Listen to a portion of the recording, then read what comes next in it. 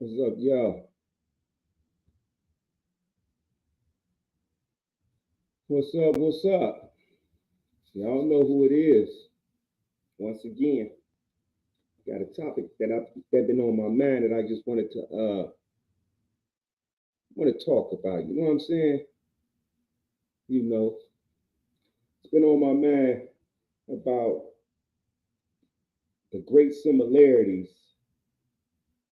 between prison and plantations. Hmm. Prisons and plantations. Feel like I've been on both of them, or maybe they're the same. I don't know. That's why I'm kind of coming to you all and let you know what's on my mind because when I think of back in the slave trade days and I think of those plantations, I wasn't back there to experience what an actual plantation was.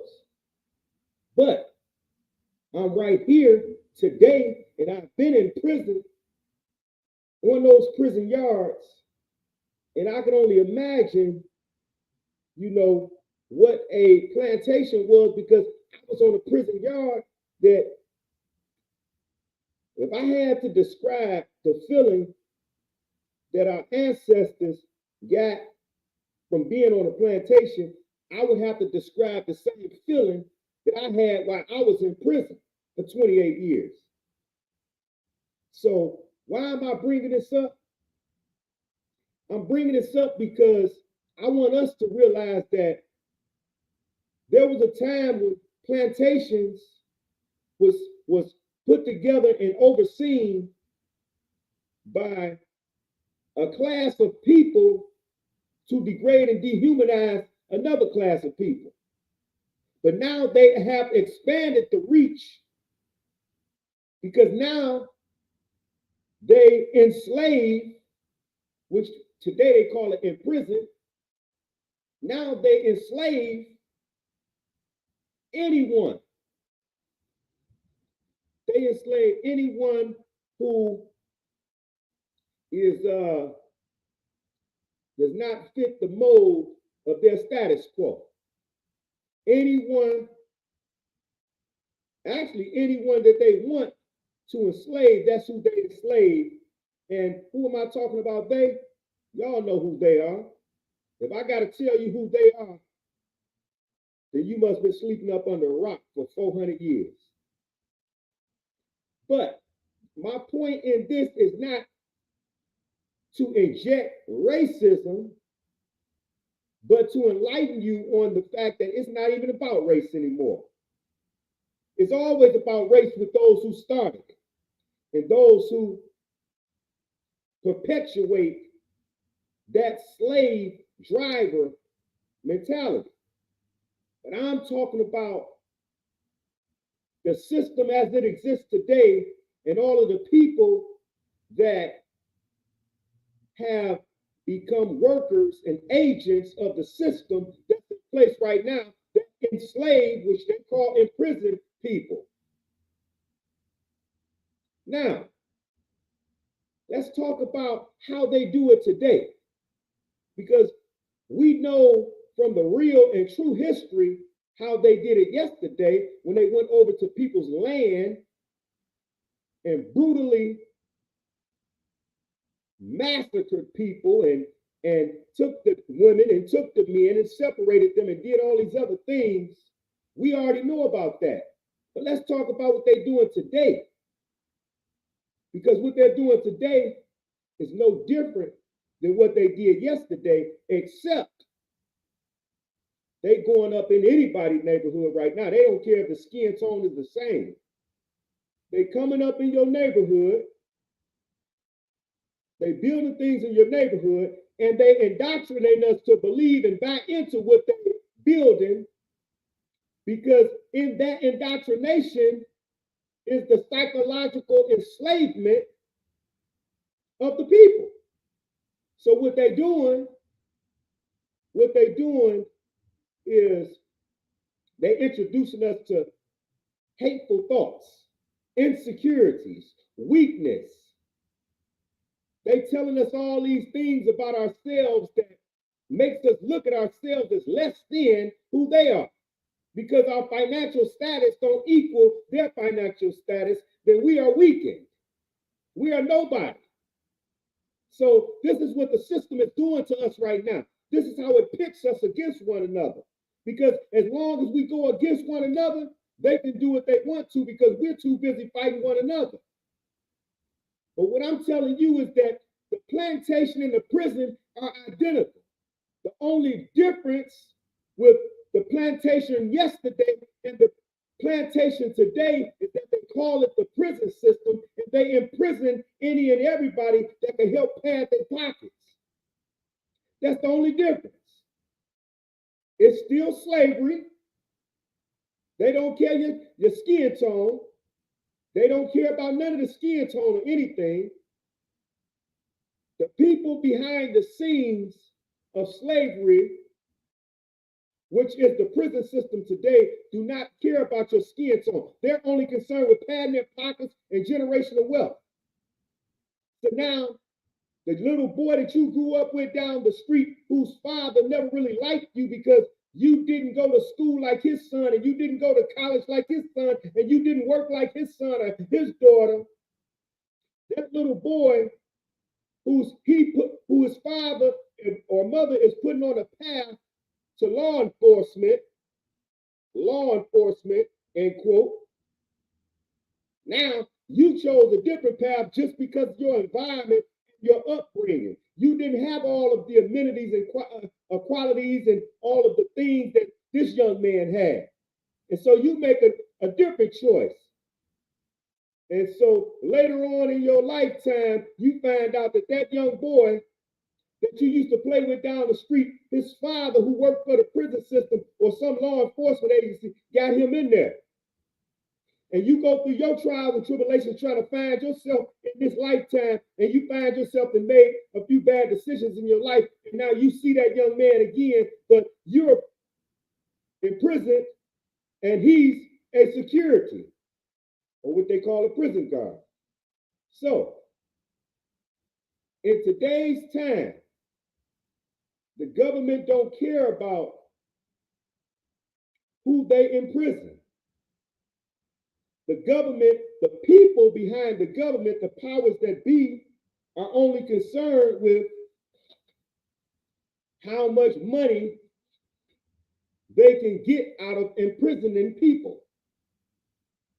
So that's the goal of them today, is just to imprison people.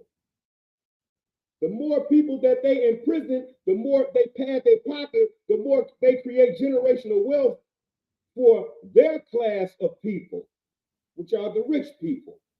They don't care nothing about the poor people. They don't care nothing about the poor people. Believe me. So I know this hurt a lot of feelings. I know this hurt a lot of feelings, and I know some of these people who are, let me just call a spade, some of these people who are white supremacists, who thought that because some of their, not all of their, some of their forefathers helped build this system of structural racism, institutionalized racism, they thought that they were immune to what's going on. They thought that they were exempt from the mistreatment of this system that's in place today. And slowly but surely, they're finding out that the system that some of their forefathers helped build, they are now becoming a victim of. And I sit back because now we are now seeing what slavery looked like. Because in this very day and time, we are being enslaved. We're being mentally enslaved, and some of us are being physically enslaved, just by the circumstances under which we live, that causes us to make some of the decisions that we make. Some of those decisions are not the right decision, but nonetheless we make them because sometimes we feel like that's the only decision that we can make. That's the only choice we have. And so we make that decision. And then we're criticized for the decisions that we make. But in our upbringing, we didn't know that we had so many choices to make with respect to not becoming a victim in certain areas of life. We didn't understand it like that because we didn't have certain teachings and certain leaders and certain mentors in our life and certain role models in our life that help us to navigate this thing called life, especially as an urban youth. This thing called life is very tricky when you're an urban youth. This thing called life is very tricky. I'm telling you, it's very tricky. Not only because there are so many roadblocks in the urban community that tends to discourage, dissuade, or prevent entry into success, but those roadblocks are constantly being reinforced by a system that's hell-bent on criminalizing skin tone, that's hell-bent on criminalizing poverty, that's hell-bent on criminalizing mental illness, that's hell-bent on criminalizing people for their ideas. If the ideas do not coincide with certain other people's ideas, we become criminalized, ostracized. So now, what do we do about it? How do we navigate a system with so many roadblocks and a system that the roadblocks are constantly being reinforced by way of stigmas, by way of labels, by way of mistreatments and abuses, by way of government policies? How do we navigate a system that's so against us? So now we're talking about ways that we can navigate this system. We're talking about navigating a system now that's called prison or the present day plantation. And I'm not just talking about the prisons that have gates around them with barbed wire, with people with certain identification numbers, which they call prisoner numbers. I'm talking about the prisons that we see every single day. And by the way, we all got a prison number. Look your number up. Look your social security number up. You've been marked through your social security number. You've been marked through your identification number. You've been marked through your license. So we all have a mark on us already. They already make money off us already. And they already know from your social security number where your geographics are, where you were born at, where you live at, where you work at if you work. And so now what they do is they put the invisible fences around that area and they make you scared to go outside that parameter. In prison, they call it perimeter. Out here, outside of prison, they say parameter. So now we're talking about how the government instills a fear in us that causes us to be scared to cross certain parameters, scared to succeed, scared to reach out, scared to stand up, scared to shout, scared to be who we are. The system puts in place policies and laws that deter you, discourage you, and intimidate you away from being you, intimidate you away from lifting up your community, The system puts in place policies, rules, and regulations that tells you that you can only do this much in your life and no greater.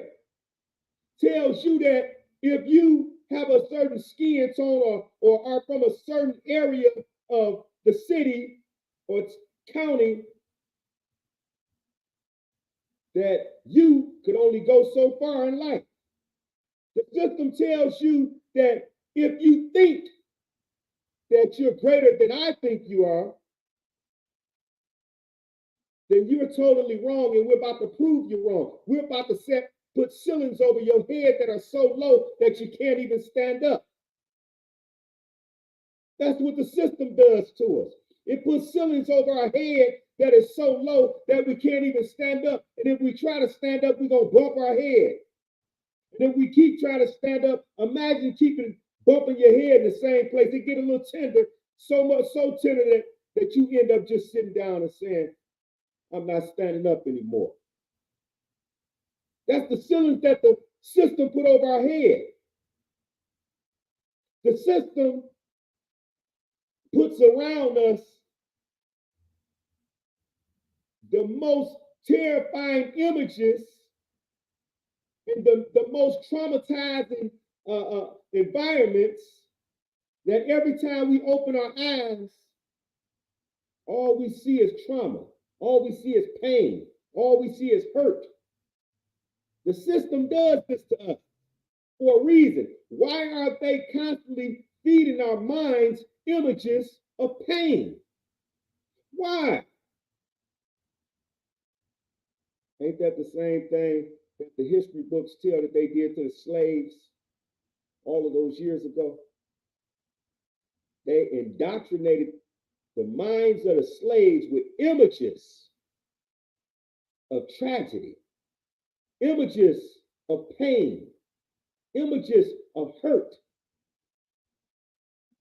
And they're perpetuating that same thing today.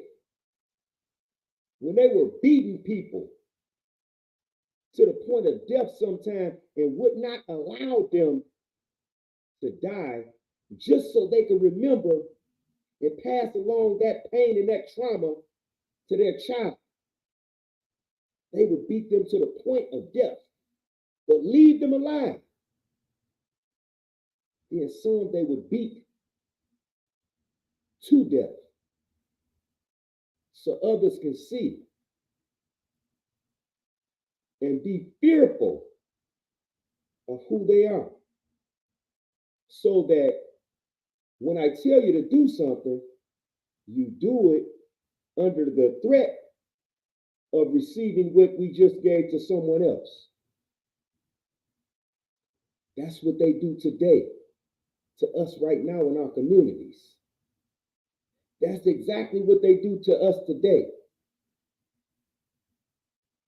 I know everyone within the sound of my voice, especially on this feed right here, I know that you all can recall a time, and it's sad that I'm about to say it this way, but I know that you all can remember a time when the news was filled with police beating up Black people. And I'm not even talking about the death part. We already know that too.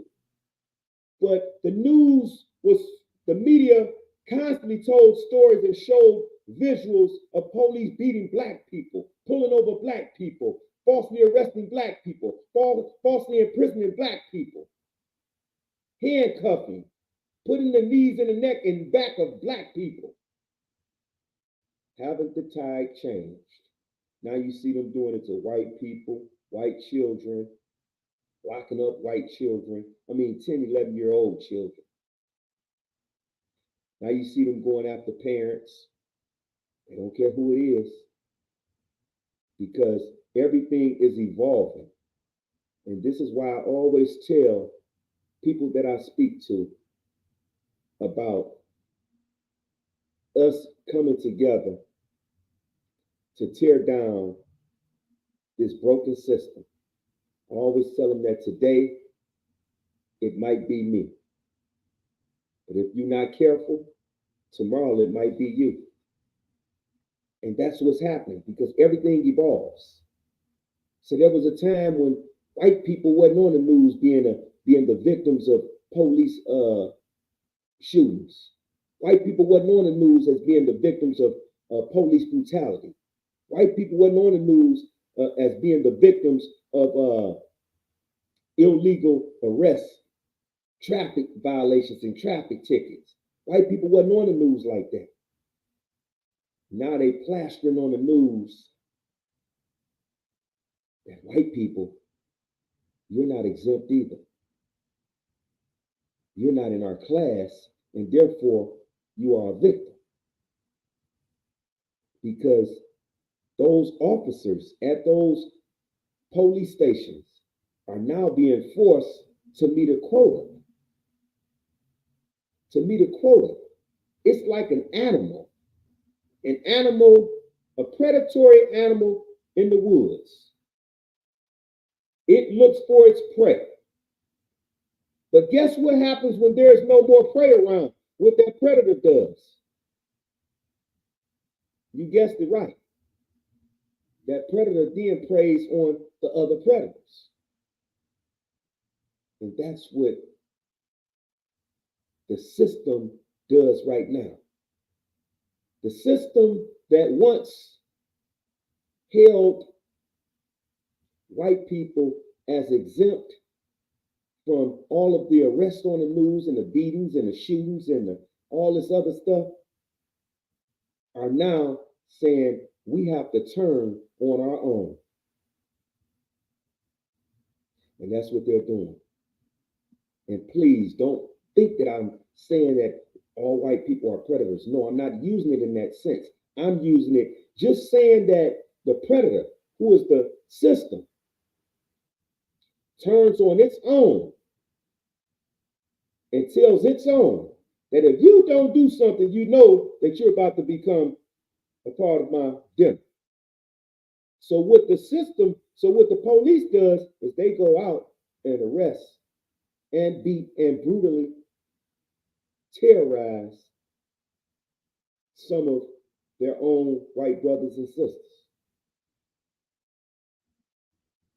And they enslave them. That enslavement today is called imprisonment. And they make money off them because they have arrested so many black people already. They have enslaved so many black people already that we have to now move on to greater things. There will never come a time when those predators will no longer like dark meat. But there is coming that time that those predators are feasting on white meat. They are enslaving that white meat. Think about what I'm saying. We're talking about plantations and prisons, the conspiracy. It has been a conspiracy for many, many years. Do you all think that what's going on the news today just started today? This stuff ain't just started today. We just started seeing it today. But this stuff been going on. The flower blooms even when you're not looking. And it also blooms while you're looking and you don't even know it. But it blooms. What goes on in the dark shall soon come to light. Plantations and prisons have been a staple of America since its inception. America houses more prisoners than any place in the world. America houses more prisoners than any place in the world. Think about that. And in the Constitution of the United States of America, it clearly states that no one should be enslaved unless as punishment for a crime. And so, what does America do? They create more laws than anybody in the entire world. Why? So now they have so many laws on the books that you don't even know when you broke a law because they just made it up yesterday. They keep moving the goalposts. And so now that you have broken the law, committed a crime, now you can be enslaved, or what they call imprisoned, and then subjected to what the United States Constitution has deemed and termed and authorized as slavery. So now we're talking about plantations and prisons. So I make no apologies, my white brothers and sisters. I make no apologies to you. But the system that was put in place to dehumanize, destroy, and degrade Black people, it was put together to do those things to Black people, but you can believe that you weren't far from being the next victims of that system, because once they see the system has eaten up and chewed up and spit out so many of its initial targets, now they look for new targets. Now they look for new targets because they know where all the money and where all the potential money getters are, where they live at, the entire geographic, the entire financial background, the potential. They can see this 10, 20, 30, 40, 50 years down the line. This is how generational wealth is created. By projecting how much money I can make today, tomorrow, and beyond. But I will have to set in place a strategy, a business plan that I can lean on and say that this plan, if carried out, will net me the generational wealth that I'm looking for. But I cannot stop. It's, for example, you take Bill Gates, for example, when he came out with the Microsoft, and at first it was just, I think it was like some computer software at first. Just some kind of simple that he made a lot of money off of. Then he began to expand because he's seen how people chewed that up. So his sights were set on something bigger. And then again, his sights were set on something bigger again. He achieved that. His sights were set on something even bigger. He achieved that. So much he achieved until the government said that you got to break that company up. You got to break it up. Because at the rate that he was going to become the government, the puller of the strings behind the scenes. And they did not want that. So they made him break his company up. And so what I'm saying today is plantations and prisons are the same way. The people behind the scenes who's pulling the strings needed what they call new life, because they destroyed so many They needed new life. And so they began to turn on their own.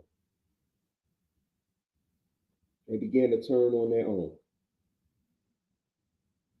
That new life, that the system began to prey on, did not take away the fact that they were still preying on black people. It did not take away from that fact, because we see it every single day in the news, every single day in the criminal reports, every single day in financial reports, housing, jobs. The system has been put in place to do exactly what it's doing. It's not building lives. It's not fortifying lives. It's not structuring lives. It's not giving support to lives. It's destroying lives. It's holding people down and putting ceilings over our heads so low that we cannot stand up. The system is putting ceilings over our head so low that we cannot stand up. And so we walk with a hunch in our back, because that's how low the ceilings are that the system has put in place. We walk with a hunch in our back, which we lose multiple inches just due to the fact that we're hunched over. But we can walk hunched over to the door of that ceiling, and all we have to do is keep moving forward to get from up under their cloak, so we can stand up and fight for our God-given rights.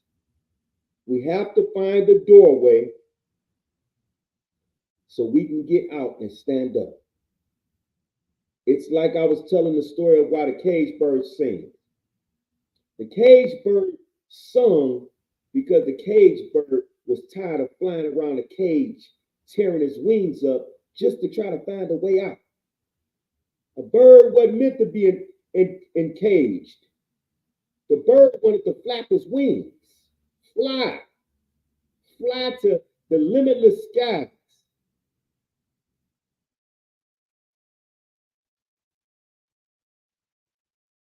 So, in order to fly the sky, the deep blue sky, the bird had to get out of that cage.